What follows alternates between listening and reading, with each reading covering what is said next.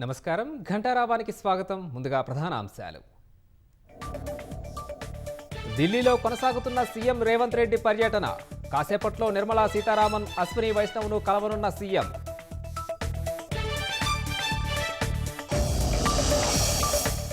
తెలంగాణ తల్లిపై సర్కారు గెజిట్ ఇవ్వడం దారుణమన్న కవిత.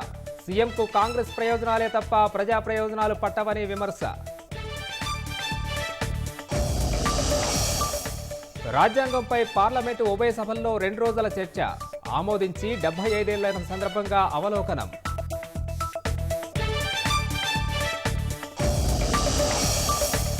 ఇరాన్తో యుద్ధంపై ట్రంప్ సంచలన వ్యాఖ్యలు.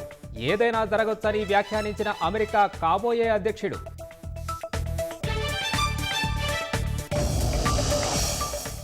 నష్టాల్లో కొనసాగుతున్న స్టాక్ మార్కెట్లు. ప్రారంభంలో 1100 పాయింట్లకు పైగా పడిపోయిన సెన్సెక్స్.